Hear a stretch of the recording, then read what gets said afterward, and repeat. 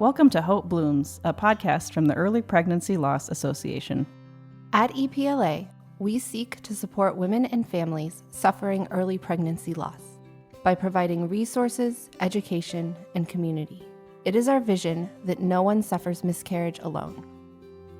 Welcome back to Hope Blooms. I'm Maria Servold, president of the Early Pregnancy Loss Association, and with me is our director, Emily Carrington. In 2019, Emily spoke with Patti Budnick, bereavement care manager for Share Pregnancy and Infant Loss Support. Share is a wonderful organization that provides physical and emotional support to families suffering loss across the country. In this episode, Patti and I discuss the needs of families after child loss and how Share seeks to address those needs. Hello, and welcome to the Hope Blooms podcast, a production of the Early Pregnancy Loss Association. Today, we have Patti Budnick, a special guest from Share Pregnancy and Infant Loss Support out of St. Charles, Missouri. We are looking forward to hearing her story and learning more about this great organization. Hello, Patti. It's so great to have you as a guest today. Hi, Emily. Thanks for having me. Sure thing. Could you please start by just introducing yourself to our listeners? Love to hear more about your background and what led you to working with Share. Well, I've been Share for 5 years now. I started in the fall of 2013. Prior to that, I have been in the maternal health area for probably almost 20 years. I've worked labor and delivery as a nurse, NICU, special care nursery, so I've always been in this field, I guess, so to say.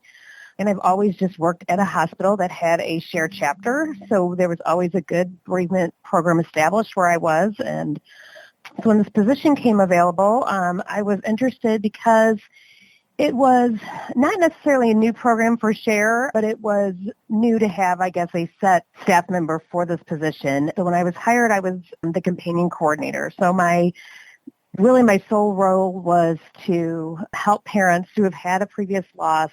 They wanted to then volunteer and work with other families. So for Share, what we asked for our parents is that they were at least a year and a half to 2 years past their own personal loss.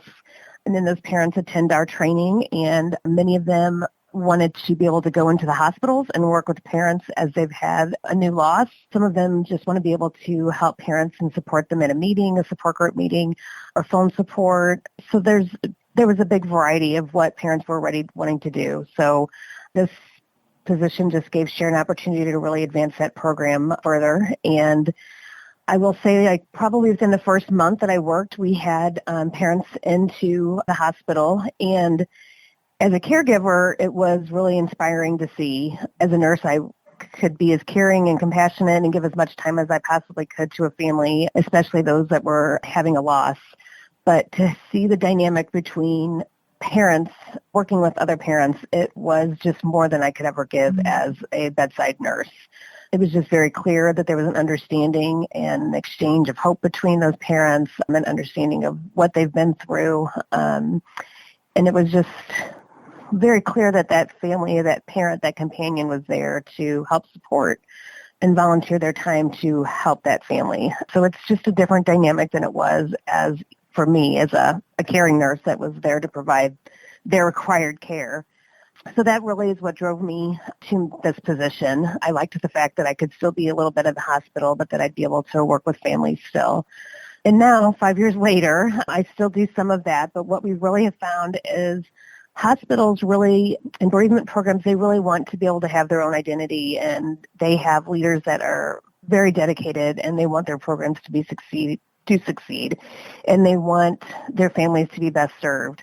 So what seems to be working a lot for those facilities are to have those coordinators to really own their own program and their own companion program. So instead of them calling us to say that they need a companion, they have their own companion. So Share still provides them with free training for the parents, and then we kind of are there as a mentor to try to help them do whatever we can to be able to keep parents at the bedside if they're wanting that, or to have parents available to help with their support groups and all of the aftercare support. And now my role at Share, I still volunteer and serve as companion myself, but it's a lot of education. I do a lot of education and support for caregivers, not just here locally, but across the United States.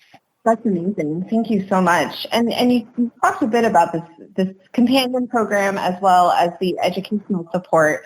Can you talk a little more? Share is seems like a very big, very active organization. Can you talk a little more about what SHARE does, both through national SHARE as well throughout the country? Well, for National SHARE, we have what we call SHARE chapters across the United States, and actually we have one in Canada as well. And what those SHARE chapters do, we are basically providing them with resources that they can have to run their bereavement programs. When a SHARE chapter starts, they can come to our training that's included in that cost. And so we train their professionals to help them be able to best serve their families. And with that training, it includes not only like how to start their program or maintain their program, but it's a lot of information on grief support, supporting the family, all the different dynamics and types of loss that families can experience, and all the ways to help serve the families, not just at the hospital, but also afterwards and the months and, the following year to come. So that's a big part of it for our chapters. And we have people that are not chapters also like that will use our grief support information. So we have numerous brochures and booklets on grief support that are specific for this area. So that's become something very helpful for our chapters and for other organizations as well. So that's something that, families can contact us online through our website, or they can call our office and we can send those materials out to them. And we never charge anything to our families, to our parents for any of the support. We also then run an online support group. So we have 3 of those a month. So that's something that's helping nationally. So we have peer support groups sit down in our office, but then the online chats kind of enable us to help reach more of a national community. And what we have found on that is that a lot of people, they'll use it because they don't have anything in their area. They don't have a peer support group that they can go to, or they do and they are going to a peer support group, but they're using this as kind of something to fill in between those, time span of a month between each meeting, so they can still connect with other parents. And then we have online parent pages Facebook pages that parents can connect with. And that's really kind of a popular thing just for parents to be able to connect and just say if they're having a bad day or if this is really a hard time and, if this is their time of year, if they're, angel date or an anniversary date. So those things are something that we always keep active also so that, nationally those families can still connect. And we also have a Facebook page specific for our chapter leaders. So for those, that's become really helpful because they can kind of communicate to one another and run ideas and questions past one another. So and we have a chapter coordinator. She kind of monitors that and can keep giving them new information. Resources is a huge thing, which I'm sure you're aware of. It's so hard to keep up with and what's updated, what's still available, and what's new. So we like to share that too with our chapters and keep that, kind of an ongoing thing when we find some new resources. Wow, that's great. That is so much work. The Early Pregnancy Loss Association actually includes your early pregnancy loss brochure in our educational resources that we provide to families. So we have found it to be very helpful. So we are thankful for a lot of that work. And how long has SHARE been serving women and families? SHARE just celebrated this past year their 40th anniversary. So we are heading into our 41st. That's great. Yeah. I want to talk specifically about early pregnancy loss for a little bit. And I just wondered, from your perspective as a medical professional and through SHARE, and what you think the biggest challenge is for women and families suffering miscarriage, that early loss pre-20 weeks, that may or may not be in a hospital. I think on the SHARE side as a professional, the biggest challenge is the lack of awareness and acknowledgement, not just from society, but sadly from family members and friends. I truly feel like unless somebody has been through it, they don't necessarily really understand what the impact can be. So I think really the awareness factor is huge. On a personal side, as a parent who has had an early loss, I think it's easier for us. I think it's just like almost an instinct that we are looking for that reason of why. And I know for me, it was so easy to isolate myself because I couldn't find a reason of why this happened. And so then, that blame has to go to me, to yourself. Mm-hmm. So when you're dealing with those type of things, plus then the fact that nobody else knew this baby or this baby never existed in some people's minds or eyes, we're really setting up these families with an early loss to where they have such little support. So that is, I think, going to be the ongoing struggle for families who've had a miscarriage. Right. Well, and what are some of your recommendations on that for care providers, for support people, for loved ones to get through that, both immediately and in the days and weeks and months and years that follow? For caregivers, I really like to stress the importance of trying to determine what that meaning that baby and that pregnancy was for that family. So that impact is going to be different for everybody. We have families that deeply grieve when they've had a baby who they may have lost at 10 weeks. And then we have families that they move through that grief very fast, and they may not have even attributed that to be a baby. They're thinking this more of a pregnancy and a pregnancy loss. So I think as a caregiver, it's really important to, try to come from the parent's perspective and find out what the meaning of this loss was to them, and also be open-minded that, that can change. So, you might have one feeling and you feel like you're fine, and then maybe you get pregnant 3 months later, or maybe you are never able to get pregnant again, and you might grieve that in a completely different way. So I think to just be aware and knowledgeable of what the impact of this could be is really important for caregivers. Right. And what are some of your recommendations? I know you just mentioned it's going to be so different, and early pregnancy loss is different. For every experience is different. But what are some of your recommendations for families that are suffering loss and they're struggling and they are looking for support, but they're having, or they know they need support, but they don't even know where to look? What are your recommendations for families? I think that we are very much an online kind of community or society. So I think people are really going online to try to find something that might work for them or some kind of support. So I really think that there is such a strong importance to having a peer to connect with. And if you don't have that right there in your neighborhood or in your home or in your community, then I think that there should be something online for you to be able to reach out to someone.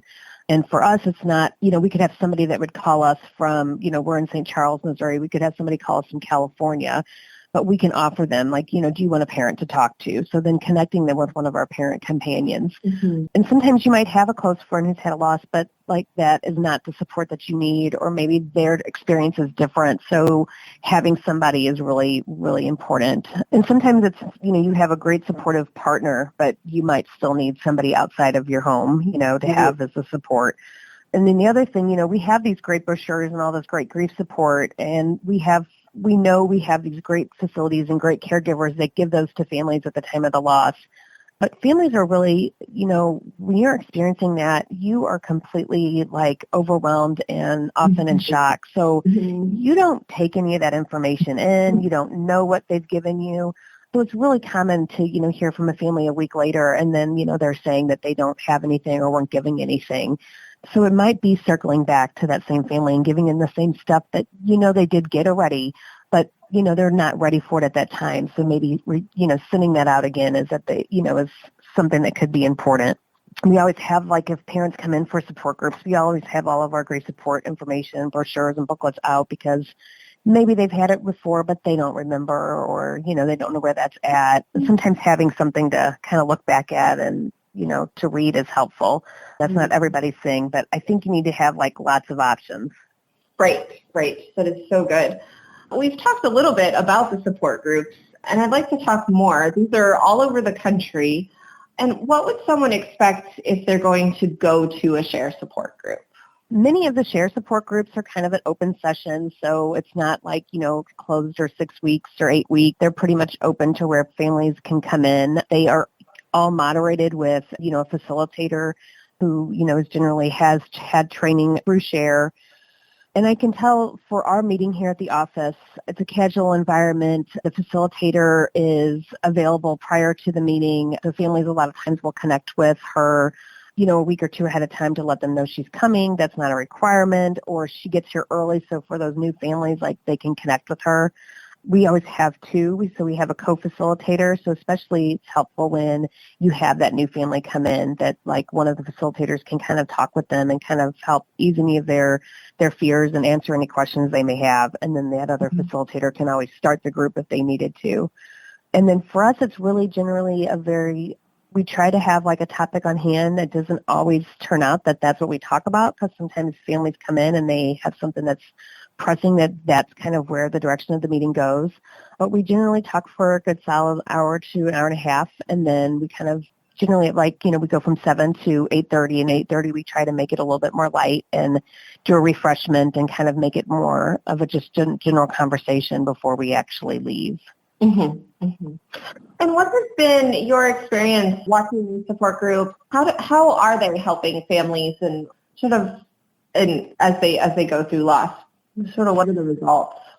I think the biggest thing families have said and come out with the support group is just that they're not alone in this. It's such an isolating experience, but then to see that other people have had this experience and where they're at in their grief and where they're at in their journey really makes a difference. And when you're sitting there, especially like newly bereaved, you can see like, okay, I might be able to get through this. These are things that other people have worked with or worked through. You can hear these tips and things. People like want to know, like, how do you return back to work? How to help, your other children if you have other kids, how to get support from family members. So all of those little things, they can really, relate better, kind of going back to that example of when the companion came into the room, like parents just really can connect much easier when it's just them as their peers. It's just a really easy dynamic for them. I will say as a facilitator of support groups, it's really important to be mindful for families that come into support group and they're new. It can be overwhelming to hear other people's stories. So we had an early loss peer support group in our office. And what we were finding is we would only have like maybe 1 or 2 people come. And so it wasn't a large group. We never would have a large amount of people. They wouldn't come back frequently. A lot of them were still actively trying to get pregnant, or they were going through infertility and they didn't know that they would get pregnant again. So it wasn't something ongoing that they were coming in for support. And those that did, they often had a true delivery experience, and, they may have delivered their baby at 16 or 17 weeks. So it was kind of helpful for them to go to a group with other parents who have actually delivered. So we kind of moved that to where our support group here in the office is for any families who've had a loss. But it's very different when you go to that group and you've had a loss at 16, 17 weeks, and then you hear somebody's had a full-term loss at 40 weeks. There's that, oh my gosh, this could happen, still. So that's something to be very mindful of. So I know for our facilitator here at our office, she really kind of talks that through and really likes to be able to talk to parents before they come in for the first time, just to kind of like, give them a little bit of a heads up on what to expect and those type of things. And we always try to talk with new parents, afterwards, or, when the meeting starts to slow down, we can kind of break apart and talk, individually to people. And when those losses are, considerably different at your meeting, you can kind of address those things, individually with parents also. Right. Yes. You want to believe that there's a safe place that you finally get to, and pregnancy will be easygoing, but right. I know. And then once you've been through this, you realize, like, oh my gosh, it's never going to be like that for me. I'm always going to be worried. Right. And if someone's interested in a support group, if they're looking for one in their area, they can just visit your website, correct? Yes.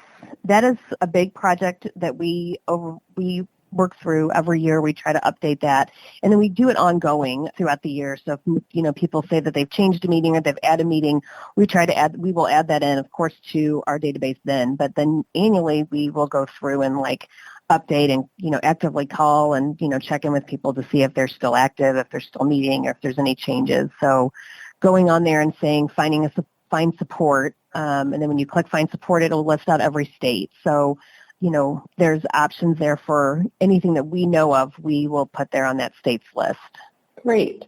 And if someone is interested in becoming a support group leader, if either they feel like that's something they want to do or there's not support group in their region, how do they move forward with that? They can call our office, or they can also go to the website and they're wanting to start a shared chapter. And even if they're not wanting to actually start it as a shared chapter, they would still be welcomed, of course, to attend the training and have the materials, and we could educate them on the things to look for and how to run an actual support group meeting. That's great. Well, thank you so much. This has been a really great conversation. Is there any other way that our listeners get more involved in the work of SHARE? Absolutely. At any time, if they wanted to go to our website, they can always request information as a professional or as a parent. Can request to volunteer. They can call our office for additional ideas or thoughts on how to connect with people in their area. So if you called from Florida and you were wanting to try to find something to be able to volunteer or do in your state, we can try to connect them with other professionals that we know or caregivers in that area. Great. So there's always ways to be able to stay connected or get involved. Absolutely. Well, is there anything else you would like to add today? No, I don't think so. I appreciate your time, and we love the work that you're doing with your association. So thank you. Well, thank you so much for joining us, and it's been wonderful to talk to you. And yeah, we are glad to have you. And thank listeners for listening to the Hope Blooms podcast, a production of the Early Pregnancy Loss Association. All right. Thank you. Thank you for listening to Hope Blooms, a podcast from the Early Pregnancy Loss Association. To learn more about how we and you can support women suffering early pregnancy loss, visit our website at miscarriagecare.com or find us on Facebook, Instagram, and Twitter. Thank you for listening.